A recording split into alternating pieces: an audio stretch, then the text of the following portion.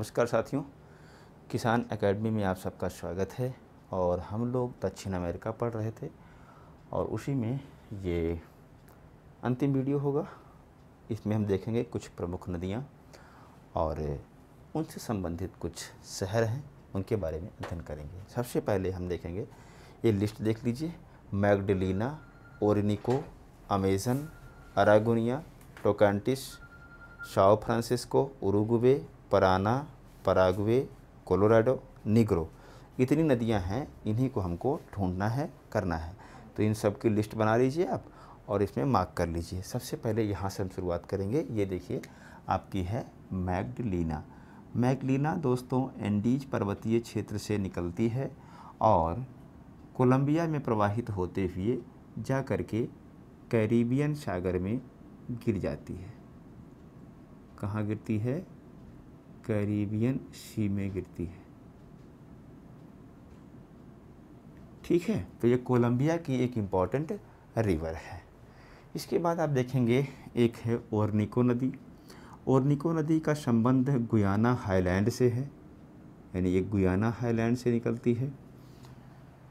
Guyana उच्च भूमि से निकलने के बाद ये नदी जा कर के लास्ट में डेल्टा बनाती है, जिसको हम कहते हैं ओरनिको डेल्टा। और ओरनिको डेल्टा बनाते हुए जा कर के इधर अटलांटिक महासागर में गिरती है। इस नदी का नाम है ओरिनिको, ओरनिको रिवर। तो ओरनिको नदी में क्या क्या चीज़ें इंपॉर्टेंट हैं उसको आप देख लीजिए। एक तो ये कि ओरनिको नदी बेसिन खनिज तेल भंडार के लिए बहुत प्रसिद्ध है। ठीक है, खनिज तेल भंडार के लिए बहुत ज़्यादा प्रसिद्ध है। और जहाँ इसका निकास होता है उसी के आसपास आप देखेंगे एक राजधानी है जिसका नाम है कराकस। वेनेजुएला की राजधानी क्या है? तो कराकस है। और ये खनिज तेल उत्पादन का एक केंद्र है। खनिज तेल उत्पादन का एक बड़ा केंद्र है। आप जानते हैं वेनेजुएला हमेशा खनिज तेल भंडार में नंबर 1, नंबर 2 पे बना रहता है। तो यही सब क्षेत्र हैं। इसकी एक सहायक नदी है दोस्तों, इसका नाम है करोनी या कराव नदी। क्या नाम है? करोनी या कराव नदी।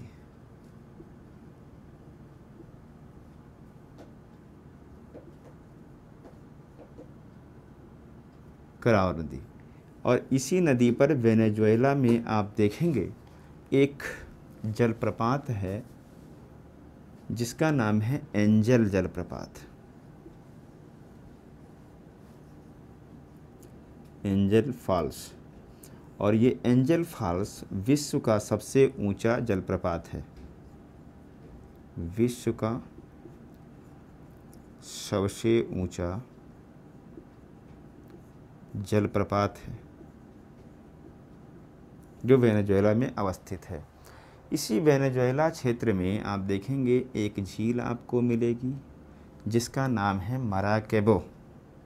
वेनेजुएला में कौन सी झील है? तो आप कहेंगे मराकेबो है।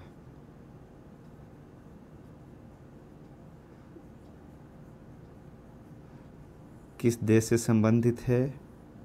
तो आप कहेंगे वेनेजुएला से इसका संबंध है। और यही झील दक्षिण अमेरिका की सबसे बड़ी झील है। और ये झील जो पूरा तटीय रीजन इसका है, इसका भी जो तटीय क्षेत्र है खनिज तेल भंडार के लिए ये भी प्रसिद्ध है। खनिज तेल भंडार के लिए प्रसिद्ध है मराकेबो झील का जो तटीय क्षेत्र है। इस नदी जो ओरनिको नदी है ना दोस्तों, ये पूरा देखेंगे यहाँ पर एक वनस्पति है या आप कहेंगे घास के मैदान हैं जिसको हम कहते हैं लानोस। क्या कहते हैं, लानोस। इस बेसिन क्षेत्र में एक उष्णकटिबंधीय घास है जिसकी तुलना हम कंपोस्ट से कर सकते हैं। उष्णकटिबंधीय घास के मैदान को हम यहाँ पर लानोस कहते हैं, ये भी याद रखिएगा। वेनेजुएला में उष्णकटिबंधीय घास के मैदान को हम क्या कहेंगे, तो लानोस कहेंगे। ब्राज़ील में क्या कहेंगे, कंपोस्ट कहेंगे। ठीक है, ये इतनी चीज़ें हो गई ओरनिको नदी से संबंधित। अगली नदी जो है बहुत इम्पोर्टेंट है, जिसको हम देखेंगे, इसका नाम है अमेज़न नदी।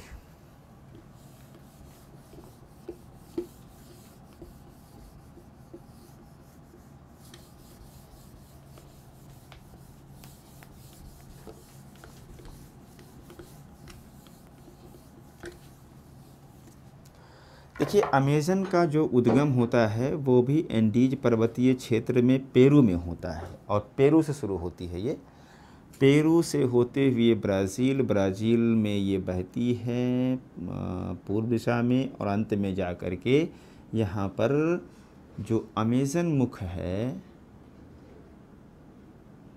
अमेज़न माउथ, इसमें जा कर के गिर जाती है ये नदी। कौन सी, अमेज़न।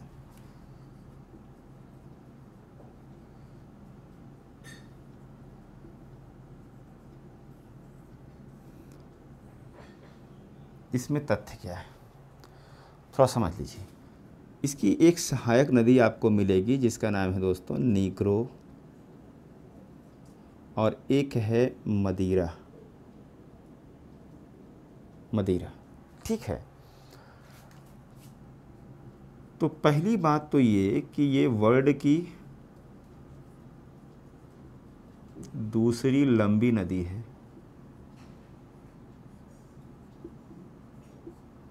लेकिन अगर वाटर रिजर्व की दृष्टि से देखें या अपवाह क्षेत्र की दृष्टि से देखें, ड्रेनेज की दृष्टि से देखें, अपवाह दृष्टि से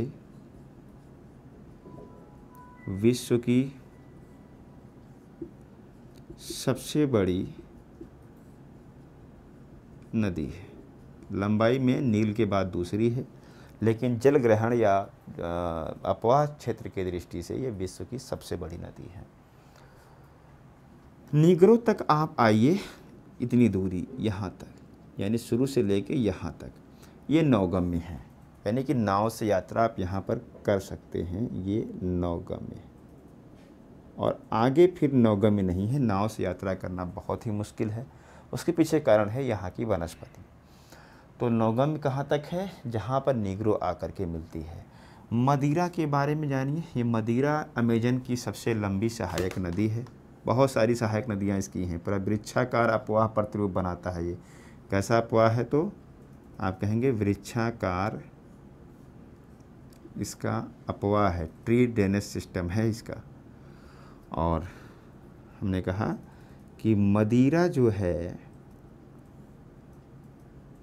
इसकी सबसे लंबी सहायक नदी है। ओके, सबसे लंबी सहायक नदी है। आप ध्यान रखिएगा कि जो अमेजन नदी है उसका निकास कहाँ हो रहा है, तो अमेजन मुख में हो रहा है। अब देखिएगा दोस्तों, ये जो पूरा रीजन है ना, ये सब पूरा रीजन जो इसका है अमेजन वाला, यहाँ एक वनस्पति है। क्यों? क्योंकि इक्वेटोरियल रीजन है ये, और विषुवत रेखीय क्षेत्र जहाँ होता है वहाँ पर बहुत वर्षा होती है। पूरे वर्ष यहाँ संवहनीय वर्षा होती है, जो दोपहर के बाद होती है, विद्युत गर्जन के साथ होती है, कम समय के लिए होती है, अधिक मात्रा में होती है। वर्षा यहाँ सर्वाधिक 200 सेंटीमीटर से अधिक होती है, पूरे वार्षिक वर्षा निकालें तो। यही कारण है कि यहाँ पर वनस्पति बहुत ही सघन पाई जाती है, बहुत घनी घनी वनस्पति होती है। तो अमेजन रिवर बेसिन में, इस बेसिन में जो पाई जाने वाली वनस्पति है, वेजिटेशन है, वनस्पति को हम दोस्तों कहेंगे सेल्वास क्या कहेंगे, सेल्वास कहेंगे। तो सेल्वास क्या है, आप कहेंगे उष्णकटिबंधीय वर्षा वन जो हैं ब्राज़ील के, उनको हम सेल्वास कहते हैं। उष्णकटिबंधीय सदाबहारी वन कहिए या जो भी कहिए, वर्षा वन कह दीजिए। तो उष्णकटिबंधीय वर्षा वन सेल्वास कहते हैं, जिनकी सघनता बहुत अधिक होती है, गम्यता बहुत कम होती है, यानी कि आना जाना, परिवहन का डेवलपमेंट करना यहाँ बहुत ही मुश्किल कार्य होता है। तो गम्यता बहुत कम है, इसलिए पर्यावरण की दृष्टि से तो ये बहुत ही महत्वपूर्ण है। यहाँ के जो वन हैं 20% ऑक्सीजन पूरे वर्ल्ड का ये अकेले जो है देते हैं। तो इसीलिए इनको प्रकृति का फेफड़ा कहा जाता है, पर्यावरण का फेफड़ा कहा जाता है। तो पर्यावरण की दृष्टि से तो ये क्षेत्र बहुत ही इम्पोर्टेंट है, लेकिन आर्थिक दृष्टि से ये पिछड़ा हुआ क्षेत्र है। ठीक है, क्यों है, सब कॉन्सेप्ट में आप सीखेंगे। सेल्वास क्षेत्र में दोस्तों पहली बार इसमें रबर खोजा गया। क्या खोजा गया, रबर खोजा गया इसी क्षेत्र में। और वर्तमान में यहाँ बड़े पैमाने पर रबर की कृषि कराई जाती है। और एक स्थान अपने एटलस में आप खोज लीजिएगा जिसका नाम है मानोस। क्या नाम है, मानोस। और वर्तमान में मानोस जो है, इस मानोस में रबर को इकट्ठा किया जाता है। रबर की कृषि होती है, रबर को यहीं पर इकट्ठा किया जाता है। यानी कि ये क्या हो गया, ये हो गया रबर संग्रहण क्षेत्र है, केंद्र है। रबर संग्रहण केंद्र है मानोस। और मानोस में इकट्ठा करेंगे, फिर यहाँ पर अरागोनिया और टोकान्टिस नदियाँ हैं, इनके माध्यम से इसको पहुँचा देंगे बेलम बंदरगाह तक। तो देखिए, ये हो गई आपकी अमेजन नदी बेसिन। फिर दो नदियाँ हैं, एक है अरागोनिया, ये कौन सी है, ये अरागोनिया है, और ये टोकान्टिस नदी है। दोनों का निकास जा कर के आपस में मिल कर के होता है कहाँ पर, अटलांटिक महासागर में।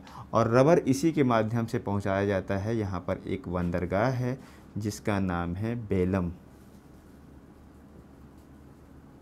और बेलम बंदरगाह से रबर का निर्यात बड़े पैमाने पर किया जाता है दोस्तों ब्राज़ील में, इसीलिए इसका नाम ही पड़ गया है रबर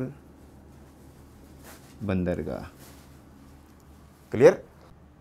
इसके उद्गम को अगर देखें तो अरागोनिया और टोकान्टिस नदियाँ जो ये निकल रही हैं, ये हमने अभी यहाँ बताया था ब्राज़ीलियन हाईलैंड है। और इसी ब्राज़ीलियन हाईलैंड से ये नदी निकलती हैं, यानी ब्राज़ीलियन उच्चभूमि से निकलने वाली अरागोनिया टोकान्टिस आपस में मिलकर के अटलांटिक महासागर में गिरती हैं। इसके मुहाने पर बेलम है जहाँ से रबर का निर्यात किया जाता है। ठीक है, एक नदी है यहाँ पर देखिए, ये है साओ फ्रांसिस्को। कौन सी नदी है, साओ फ्रांसिस्को नदी है। ये भी ब्राज़ीलियन हाईलैंड से निकलती है, पूरा ब्राज़ीलियन हाईलैंड है, यहीं से निकलती है और जा कर के अटलांटिक महासागर में ये गिर जाती है। एक नदी साओ फ्रांसिस्को है ब्राज़ील की, जानते रहिएगा। इसके अलावा और नदियाँ देखेंगे, एक नदी है यहीं से निकलती है जिसका नाम है दोस्तों पराना। पराना। एक है उरुग्वे, ये भी निकलती है ब्राज़ीलियन हाईलैंड से। और एक नदी आती है पराग्वे जो आ करके इसमें मिल जाती है पराना में। ठीक है, पराना जो है ये दक्षिण अमेरिका की दूसरी सबसे लंबी नदी है। और इसमें समझने वाली बात क्या है कि ये है पराना, ये है पराग्वे और ये है उरुग्वे। तीन नदियाँ हो गई। पराना पर एक जलप्रपात है और उस जलप्रपात का नाम है इगुआज़ो। क्या नाम है, इगुआज़ो।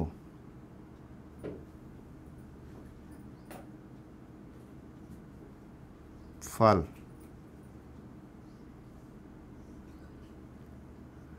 पराना नदी पर।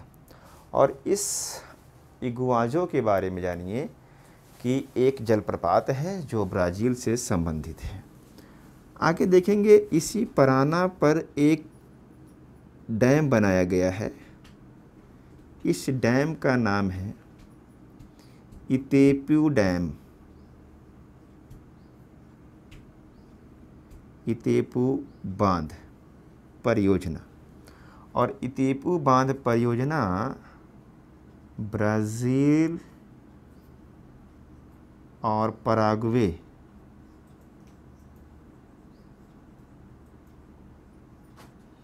की संयुक्त परियोजना है।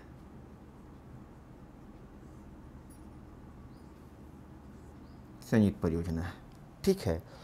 इन सभी नदियों का निकास होता है ब्लांका की खाड़ी में, सॉरी रियो डी प्लाटा में।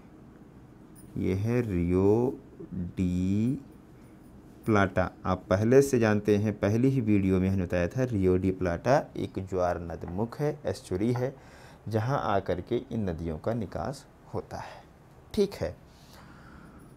आगे देखेंगे कि एक नदी है यहाँ पर कोलोरेडो, एक नदी है, और एक है नीग्रो नदी। तो कोलोरेडो और नीग्रो नदियों का, इसको मान लीजिए कि ये कोलोरेडो है और ये नीग्रो है। दोनों एंडीज पर्वतीय क्षेत्र से आती हैं और दोनों ही अर्जेंटीना की नदियां हैं। कहाँ की नदियां हैं? अर्जेंटीना की नदियां हैं, जिसमें एक जो कोलोरेडो है इसका निकास होता है ब्लांका की खाड़ी में, पहले से जानते हैं आप, ब्लांका की खाड़ी में। और जो दूसरी नदी है नीग्रो, इसका निकास होता है सैन मेंटियास की खाड़ी में। मेंटियास की खाड़ी में इसका निकास होता है। यानी कि कोलोरेडो और नीग्रो दो अर्जेंटीना की प्रमुख नदियां हैं, जो एंडीज पर्वतीय श्रेणी से निकलने के बाद पूर्व की ओर प्रवाहित होते हुए कोलोरेडो का निकास ब्लांका की खाड़ी में, जबकि नीग्रो का निकास सैन मेंटियास की खाड़ी में होता है। इतनी नदियां हो गईं। अब देखिए दोस्तों, कुछ शहर हैं जो ब्राज़ील के, हम आपको बताते हैं, इनको आप समझ लीजिएगा ध्यान से।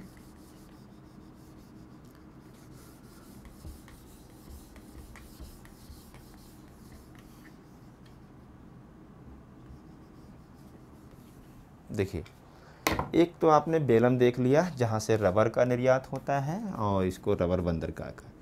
एक यहाँ पर बंदरगाह है रेसिफ।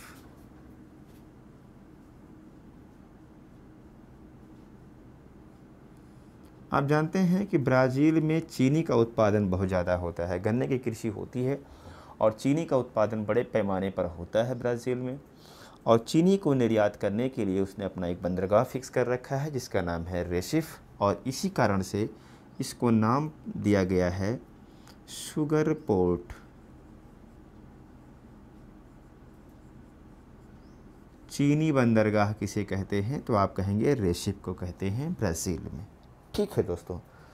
फिर आप देखेंगे दक्षिण में थोड़ा, एक है सल्वाडोर, मार्क करते रहिएगा, सल्वाडोर एक सिटी है। वर्तमान में ब्राज़ीलिया ब्राज़ील की राजधानी है, लेकिन ब्राज़ीलिया से, या आप ऐसे कहें, ब्राज़ीलिया से पहले रियो डी जेनेरियो राजधानी थी और उससे भी पहले सल्वाडोर थी। तो आप ये कह सकते हैं कि ये ब्राज़ील की प्राचीन राजधानी है, कभी हुआ करता था सल्वाडोर, ठीक है। दक्षिण में आएंगे, एक शहर मिलेगा आपको रियो डी जेनेरियो।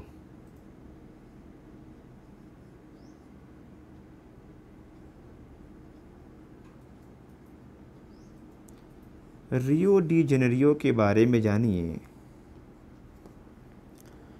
कि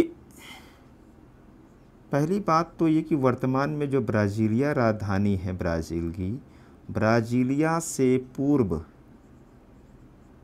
ब्राज़ील की ये राजधानी हुआ करती थी। और दूसरी चीज़, यहीं पर रियो सम्मेलन का आयोजन हुआ था, यानी पृथ्वी सम्मेलन का।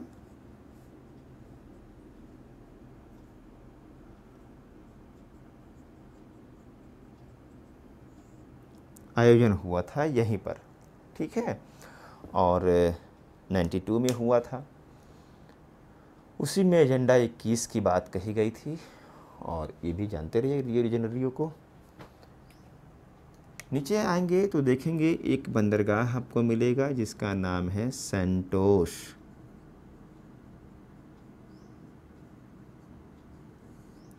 और साओ पोलो से आप पहले से परिचित हैं, यहाँ पर है साओ पोलो।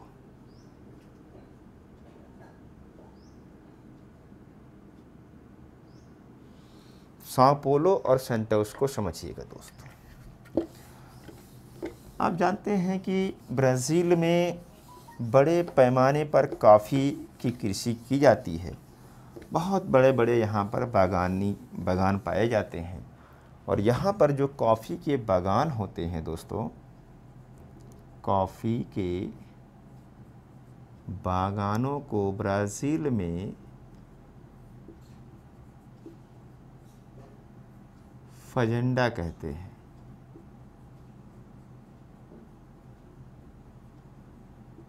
क्या कहते हैं? फजेंडा कहते हैं।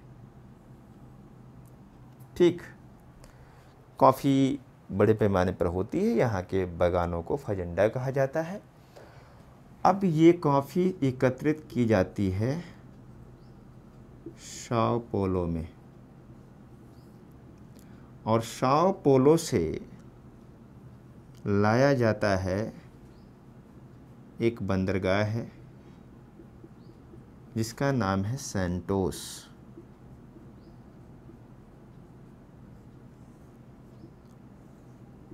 सैंटोस को जोड़ दिया गया है साओ पोलो से, और इनके मध्य में, साओ पोलो से सैंटोस के मध्य में एक रेल चलती है। उस रेल का काम है कॉफ़ी को लेकर सैंटोस बंदरगाह तक पहुंचाना, और इसीलिए इस रेल को हम कॉफ़ी रेल कहते हैं। कॉफ़ी रेल कहाँ चलती है? तो आप कहेंगे ब्राज़ील में चलती है, साओ पोलो से सैंटोस तक। ओके, तो इस तरह से दोस्तों हमने आपको दक्षिण अमेरिका समझा दिया। सारी चीज़ें आप जान गए हैं, और दो चार चीज़ें जो भी आई होंगी आप उसको कलेक्ट करिएगा, अपने नोट्स में उसको ऐड कर लीजिएगा। इसका टेस्ट पेपर सॉल्व कर लीजिए, अच्छे से खूब प्रैक्टिस कर लीजिए। कभी कोई क्वेश्चन आपके गलत नहीं होंगे साउथ अमेरिका से, ये मेरा आपका वादा है। और ध्यान दीजिएगा कि सीक्वेंस टाइप की तैयारी करिए खूब, उत्तर से दक्षिण, पूरब से पश्चिम, ये सारी चीज़ें। जैसे अभी आपको हम एक बता देते हैं, जैसे मान लिया कि हम अगर आपसे कहें कि आपको चलना है अटलांटिक महासागर से, चलिए, और अटलांटिक महासागर से चलिए प्रशांत महासागर की ओर, और प्रशांत महासागर से आप चले जाइए अटलांटिक महासागर की ओर, तो एक बनता है क्रॉस सेक्शन जिसको कहते हैं, या उसको कहते हैं अनुप्रस्थ परिच्छेद। तो अनुप्रस्थ परिच्छेद कैसे बनाना है? सपोज दैट हम यहाँ से चले, मान लिया हम प्रशांत महासागर से इधर की ओर जा रहे हैं, तो एक परिच्छेद याद रखिएगा कैसे तैयार करना हो इसको। जैसे मान लिया ये आपका पैसिफिक ओशन है, फिर ये थोड़ा सा मैदानी एरिया है, और फिर ये एंडीज़ है। एंडीज़ के बाद फिर ये मैदानी क्षेत्र शुरू हो गया, और यहाँ पर थोड़ा पठारी क्षेत्र मिलेगा, फिर ये चले जाएंगे आप थोड़ा मैदानी, फिर ये अटलांटिक ओशन। ठीक, हम अगर इसको लिख दें कि ये पैसिफिक है ओशन, लिख सकते हैं। और अगर हम इसको लिख दें कि कोई भी एक बंदरगाह ले लीजिए, अगर हम चिली का एंटोफागास्टा ही ले लें, एंटोफागास्टा ले लें, तो एंटोफागास्टा हो जाएगा।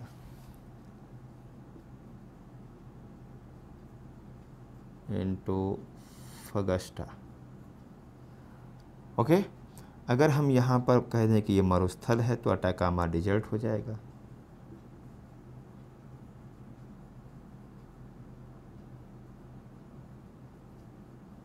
अटाकामा डिजर्ट, ये क्या हो जाएगा? तो एंडीज हो जाएगा। नहीं हो जाएगा? एंडीज हो जाएगा। नीचे उतरिए तो आपको एक पठार मिल सकता है ब्राज़ील में उच्च भूमि में, मातो ग्रासो का पठार हो जाएगा। थोड़ा सा इधर कर लीजिए,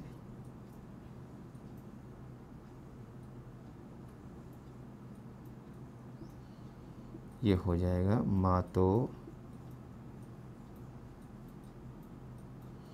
ग्रासो प्लेटू। आगे बढ़ेंगे तो एक बंदरगाह ले लीजिए, सेंटोस ही ले लीजिए, और फिर चलेंगे तो आप कहाँ पहुँच जाएंगे, अटलांटिक पहुँच जाएंगे।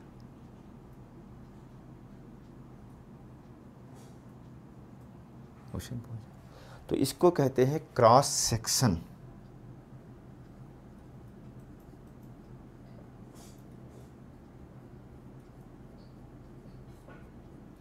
या हिंदी में कहते हैं अनुप्रस्थ परिच्छेद।